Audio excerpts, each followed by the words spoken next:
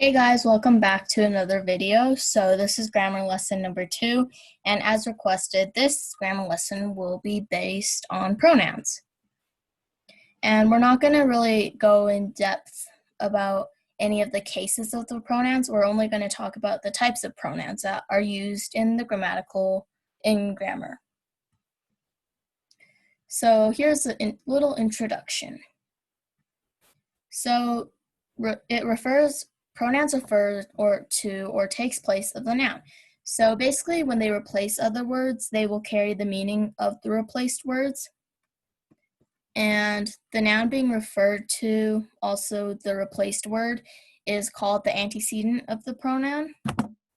And the antecedent of a pronoun is usually a noun and its modifiers, if there is any. But sometimes the antecedent can be a whole sentence. For example, in this sentence, the dog lost its bone. Its replaces dog because if you said the dog lost the dog's bone, it would be highly inconsistent, and also there's a lot of grammatical errors within this, which we will talk about later. So it replaces dog. The dog lost its bone. So in this next sentence here, the old man who had his car stolen was in shock. Who replaces the old man? Because if you said the old man had his car stolen, this leads to a lot of mistakes, grammatical mistakes.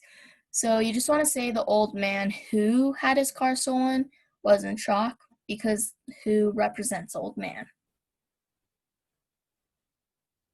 So now we're going to move on to the types of pronouns. So the first pronoun we're going to be talking about is the personal pronoun. And the personal pronouns are distinguished by person, case, and number, and they refer to a specific thing in the sentence. They can be divided into two different types, which is the nominative and the objective personal pronoun. So the nominative it can act as the subject of the sentence. For example, I, you, he, she, it, we, they. For example, I went to the store after work. So I is the subject of the sentence, in which the whole sentence is based off of I. So here's another example. You should not go to school today if you're sick. You is the subject, and you should not go to school if you're sick. So the whole sentence is revolving around you. The objective case, however, is a little bit different, as it acts as the object of the sentence. For example, me, you, him, her, it, us, and them. For example, Melissa really likes him. In this sentence, although Melissa is the subject, him is the object of the sentence, and these sometimes get confused. These sometimes get mixed up with, but Melissa is the subject and him acts as the object of the sentence to support Melissa.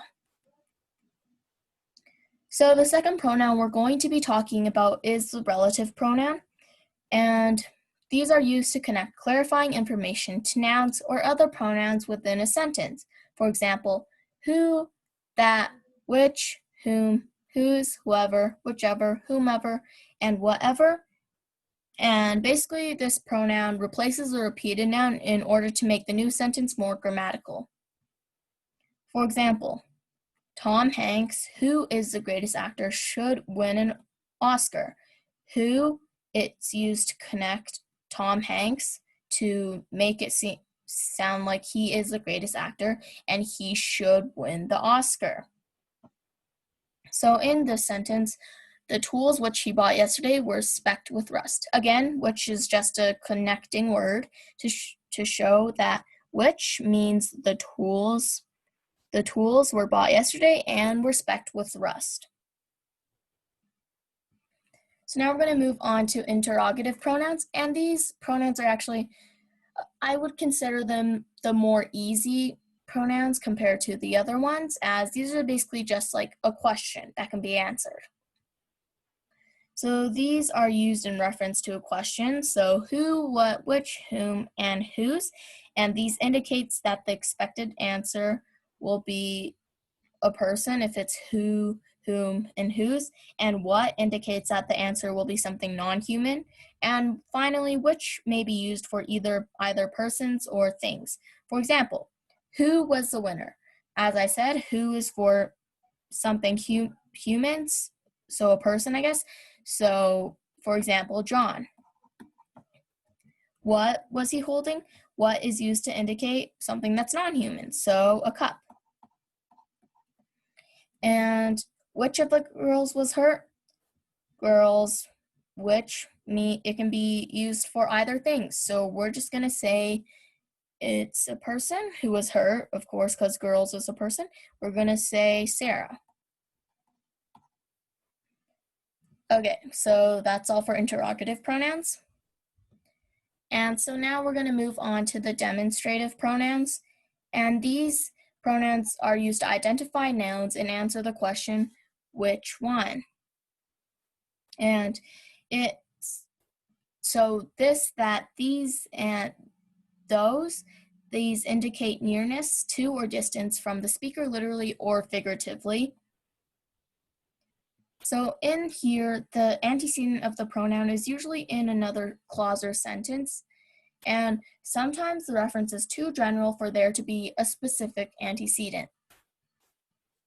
For example, these are the books that John was talking about.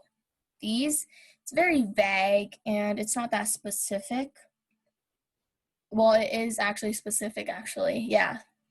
Okay, so indefinite pronouns. So these pronouns are the ones that are vague or unknown.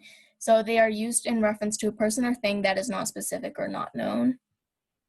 It's also used to identify a general group of people or things. For example, everyone, everybody, anyone, anybody, somebody, most, all, each, every, some, none, one, few, both, many, and several.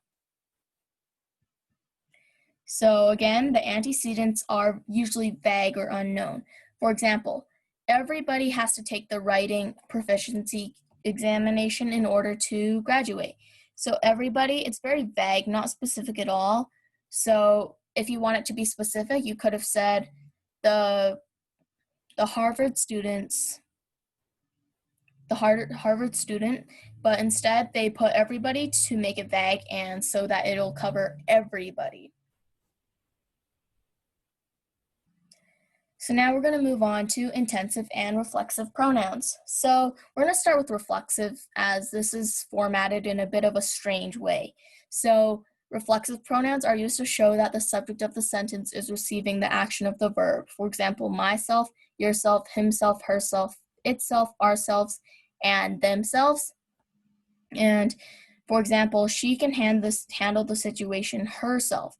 So herself is receiving the action of the sentence, which is she can handle it herself.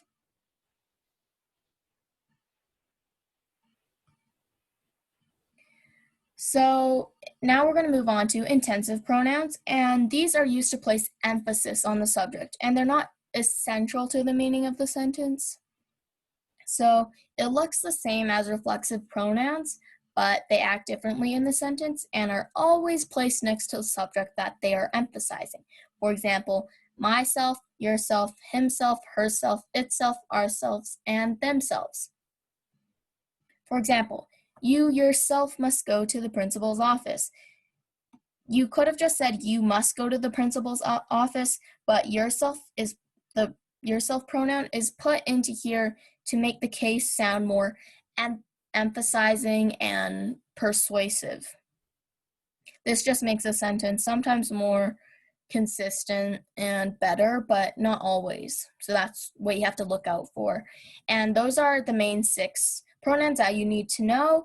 And that'll be all for today. And please comment down below which part of grammar you'd like to do next. And thank you for watching and have a good day. Bye.